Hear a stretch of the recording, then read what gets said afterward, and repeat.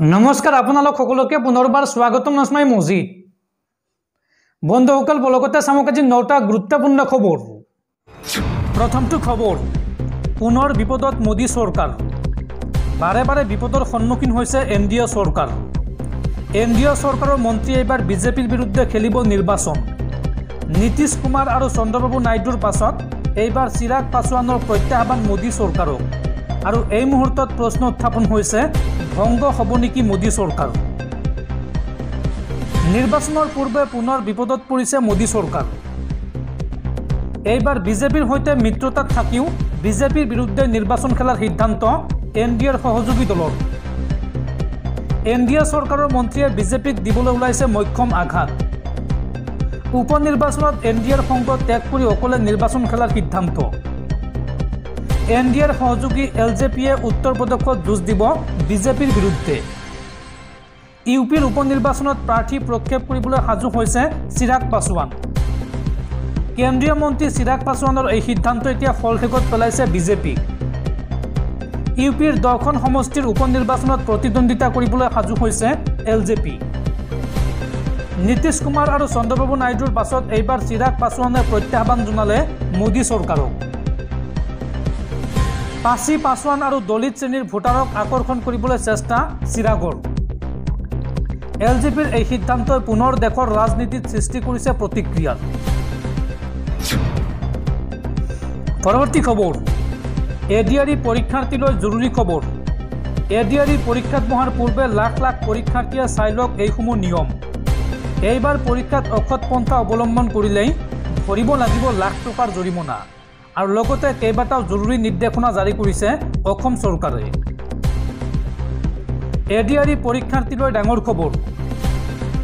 কোনো কাৰণতে এইবাৰ পৰীক্ষাত অসৎ পন্থা অৱলম্বন কৰিব নোৱাৰিব পৰীক্ষাৰ্থীয়ে। অসৎ পন্থা ল'লেই অৰ্থাৎ নকল কৰিলেই কঠোৰতম শাস্তিৰ সন্মুখীন হ'ব লাগিব। নিযুক্তি প্ৰক্ৰিয়া স্বচ্ছ আৰু নিকা কৰাৰ বাবে আনিছে কঠোৰ আইন। 29 ছেপ্টেম্বৰত ৰাজ্যত অনুষ্ঠিত হ'ব এডিআৰইৰ দ্বিতীয়টো পৰীক্ষা আৰু এই পৰীক্ষা সন্দৰ্ভত পৰীক্ষাৰ্থী পৰীক্ষক ব্যৱস্থাপক সকলৰ বিৰুদ্ধে ব্যৱস্থা গ্ৰহণ কৰা হ'ব। পৰীক্ষাত নকল কৰিলে 3 বছৰ পৰ্যন্ত জেল হ'ব আৰু নিম্নতম 1 লাখ টকাৰ জৰিমনা বিহা হ'ব। জৰিমনা আদায় নিদিলে 9 মাহৰ কাৰাদণ্ডৰ শাস্তি বিহা হ'ব আৰু লগতে নকলৰ সৈতে জড়িত পৰীক্ষাৰ্থীয়ে 2 বছৰৰ বাবে দিব নোৱাৰিব কোনো নিযুক্তি পৰীক্ষা। এডিআৰই পৰীক্ষা সন্দৰ্ভত এই নিৰ্দেশনা দিছে ৰাজ্য চৰকাৰে। পৰৱৰ্তী খবৰ বেংগালুৰুত গ্ৰেপ্তাৰ নিষিদ্ধ ঘোষিত উগ্ৰপন্থী সংগঠন আলফা স্বাধীনৰ এইগৰাকী সদস্য গিৰীশ বৰা ওৰফে গৌতমক এনআইএ গ্ৰেপ্তাৰ কৰে আলফা স্বাধীনৰ সদস্যজনক। গুৱাহাটীত বোমা সংস্থাপনত জড়িত আছিল এইগৰাকী আলফাৰ সদস্য গিৰীশ আৰু অসমৰ পৰা গৈ বেংগালুৰুত পলাই আছিল গিৰীশ। বেংগালুৰুত সিকিউৰিটি গাৰ্ড হিচাপে কৰ্মৰত আছিল ধৃত গিৰীশ। বেংগালুৰুত আইডি বিস্ফোৰণৰ পৰিকল্পনা কৰিছিল উগ্ৰপন্থী সংগঠন আলফা স্বাধীনৰ কেডাৰ এইগৰাকী গিৰীশ বৰা ওৰফে গৌতমে। দৰ্শকসকল আৰু বহুতো গুৰুত্বপূৰ্ণ খবৰ আছে। তাৰ আগতে আপোনাক জনাওঁ যে যদি আপুনি এতিয়ালৈকে এইটো ভিডিঅ'ত লাইক কৰা নাই তেন্তে এতিয়াই ভিডিঅ'টোত লাইক কৰি দিয়ক আৰু এনেকুৱা ধৰণৰ ভিডিঅ'সমূহ নিতৌ চাবলৈ চেনেলটো ছাবস্ক্ৰাইব কৰি কাষত থকা বেল আইকনটো প্ৰেছ কৰি ৰাখক। পৰৱৰ্তী খবৰ সোণাপুৰৰ কচুতলিত চলাব নোৱাৰিব উচ্ছেদ। উচ্ছেদত পুনৰ নিষেধাজ্ঞা জাৰি গুৱাহাটী উচ্চ ন্যায়ালয়ৰ। সোণাপুৰৰ কচুতলিৰ উচ্ছেদক লৈ ডাঙৰ খবৰ। সোণাপুৰৰ কচুতলিত চলাব নোৱাৰিব উচ্ছেদ। উচ্ছেদত পুনৰ নিষেধাজ্ঞা জাৰি গুৱাহাটী উচ্চ ন্যায়ালয়ৰ। ট্ৰাইবেল বেল্টৰ ম্যাদী মাটিত থকা লোকক চলাব নোৱাৰিব উচ্ছেদ। কচুতলিৰ ম্যাদী বৰ্তাৰ ভূমিৰ বাসিন্দালৈ সাময়িক থকা গুৱাহাটী উচ্চ ন্যায়ালয়ৰ। ম্যাদী বৰ্তাৰ ভূমিত থকা লোকে 4 অক্টোবৰৰ পূৰ্বে কৰিব লাগিব আবেদন আৰু জিলা আয়ুক্তক আবেদন কৰিবলৈ নিৰ্দেশ গুৱাহাটী উচ্চ ন্যায়ালয়ৰ। ম্যাদী বৰ্তাৰ ভূমিত থকা 50টা পৰিয়ালক থকা গুৱাহাটী উচ্চ ন্যায়ালয়ৰ। পৰৱৰ্তী খবৰ ধাৰাসাৰ বৰষুণৰ মাজতে ৰাজ্যত পুনৰ ভূমিকম্পৰ জোকাৰণি। ৰাজ্যত পুনৰ অনুভূত হয় মৃদু ভূমিকম্পৰ জোকাৰণি। বৃহস্পতিবাৰে সন্ধিয়া 4:31 অনুভূত হয় এই ভূমিকম্পৰ জোকাৰণি। ৰিক্টাৰ স্কেলত এই ভূমিকম্পৰ মাত্ৰা আছিল 4.3 আৰু এই ভূমিকম্পটোৰ অভিকেন্দ্ৰ আছিল নগাঁৱৰ কামপুৰ। পৰৱৰ্তী খবৰ, ই ৰিক্সা চালকলৈ জৰুৰী খবৰ। ই ৰিক্সাক লৈ ৰাজ্যত আহি গ'ল ডাঙৰ আপডেট। এতিয়াৰ পৰা য'তে ত'তে ৰখাব নোৱাৰিব ই ৰিক্সা, লগতে ল'ব নোৱাৰিব 10 টকাতকৈ অধিক ভাড়া। শেহতীয়াকৈ এই নিৰ্দেশনা জাৰি কৰিছে প্ৰশাসনে। ই ৰিক্সাক লৈ ৰাজ্যত আহি গ'ল ডাঙৰ খবৰ। এতিয়াৰ পৰা য'তে ত'তে ৰখাব নোৱাৰিব ই ৰিক্সা। তিনিআলি বা চাৰিআলিত মন গ'লে ৰখাব নোৱাৰিব ই ৰিক্সা। তিনিআলি চাৰিআলিৰ 10 মিটাৰ দূৰতে উঠা নমোৱা কৰিব পাৰিব যাত্ৰীসকলক আৰু 1 মিনিটৰ ভিতৰত উঠা নমোৱা কৰিব লাগিব যাত্ৰীক। যাত্ৰীৰ পৰা ই ৰিক্সাৰ চালকে ল'ব নোৱাৰিব অধিক ভাড়া। প্ৰথম কিলোমিটাৰত 10 টকাতকৈ অধিক ল'ব নোৱাৰিব ভাড়া আৰু পৰৱৰ্তী প্ৰতি কিলোমিটাৰত 5 টকাকৈ ল'ব পাৰিব ভাড়া। আৰু লগতে কোনো ধৰণৰ নিচাজাতীয় দ্ৰব্য সেৱন কৰিব নোৱাৰিব ই ৰিক্সাৰ চালকে। নিচাজাতীয় দ্ৰব্য সেৱন কৰিলেই চলাব নোৱাৰিব বাহন আৰু 5 জনতকৈ অধিক যাত্ৰী কঢ়িয়াব নোৱাৰিব ই ৰিক্সাত।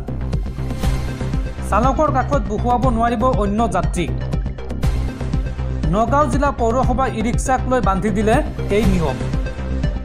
এই নিয়ম নামানিলে বিপদত পৰিব ই ৰিক্সা চালক অথবা মালিক আৰু অতি শীঘ্ৰে ৰাজ্যৰ আন জিলাতো এই নিয়ম প্ৰযোজ্য হোৱাৰ সম্ভাৱনা।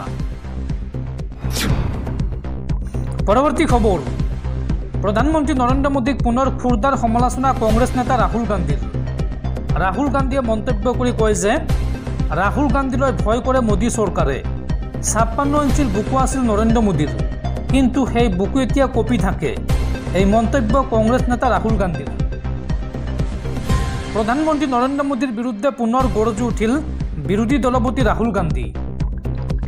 প্ৰধানমন্ত্ৰী নৰেন্দ্ৰ মোদীৰ বিৰুদ্ধে কেইবাটাও মহা বিস্ফোৰণ বিৰোধী দলপতি ৰাহুল গান্ধীৰ। ৰাহুল গান্ধীয়ে মন্তব্য কৰি কয় যে ৰাহুল গান্ধীলৈ ভয় কৰে মোদী চৰকাৰে। মিডিয়াই 24 ঘণ্টাই মোদীৰ মুখখন দেখুৱাই দেখুৱাই প্ৰধানমন্ত্ৰী বনাই দিলে। আদানী আম্বানীৰ দৰে মানুহেই নৰেন্দ্ৰ মোদীক পিএম বনালে। কাৰণ আদানী আম্বানীয়ে ভালকৈ জানে যে নৰেন্দ্ৰ মোদীয়ে তেওঁলোকৰ বাবে কাম কৰিব। কৃষকৰ পৰা যেতিয়া ধন কাঢ়ি লোৱা হয় তেতিয়া কৃষকে নাকান্দে। কৃষকসকলে লুকুৱাই ৰাখে চকু পানী, কান্দিব নোৱাৰে, কাৰণ তেওঁলোকে কান্দিলে তেওঁলোকৰ সন্তানেও কান্দিব। আজি ভাৰতবৰ্ষৰ চাৰিওফালে কেৱল আদানী আৰু আম্বানীৰ সম্পত্তি। কৃষকৰ বাবে নহয়, আদানী আম্বানীৰ বাবেহে কাম কৰে মোদী চৰকাৰে। কৃষকে শস্য উৎপাদন কৰে কিন্তু সঠিক মূল্য নাপায়। বিজেপি চৰকাৰে সকলো বৰ্গকে ধ্বংস কৰি পেলালে। নিবনুৱা যুৱক যুৱতী, কৃষক, ব্যৱসায়ীৰ পৰা সকলো সুখ কাঢ়ি লৈ গ'ল বিজেপি চৰকাৰে। 56 ইঞ্চিৰ বুকু আছিল নৰেন্দ্ৰ মোদীৰ, কিন্তু এতিয়া সেই বুকু কঁপি থাকে। মই আমেৰিকাৰ ভাৰতীয় যুৱক যুৱতীসকলক সুধিছিলোঁ যে তেওঁলোকে নিজৰ পৰিয়ালক লগ কৰেনে নাই। তেতিয়া তেওঁলোকে উত্তৰ দিছিল, অহা 10 বছৰলৈকে আমি নিজৰ পিতৃ মাতৃ আৰু পৰিয়ালক লগ কৰিব নোৱাৰিম। আৰু যেতিয়া মই ভাৰতলৈ উভতি যাওঁ তেতিয়া 5 মিনিটৰ বাবে তেওঁলোকৰ পৰিয়ালক যাতে লগ কৰোঁ। আমেৰিকাৰ ভাৰতীয় যুৱক যুৱতীসকলে মোক এই আহ্বান জনাইছিল। এই মন্তব্য কৰে ৰাহুল গান্ধীয়ে। ৰাহুল গান্ধীয়ে লগতে কয় যে দৰিদ্ৰ যুৱকে বেংকৰ পৰা ঋণ নাপায়, ব্যৱসায় কৰিব নোৱাৰে, সেনালৈ যাব নোৱাৰে, চৰকাৰী চাকৰিও নাপায়। এখনৰ পিছত আনখন দৰ্জা বন্ধ কৰি গৈছে বিজেপি চৰকাৰে। হাৰিয়ানাত বিজেপি চৰকাৰ তথা প্ৰধানমন্ত্ৰী মোদীৰ বিৰুদ্ধে এইদৰে মন্তব্য কৰে কংগ্ৰেছ নেতা ৰাহুল গান্ধীয়ে।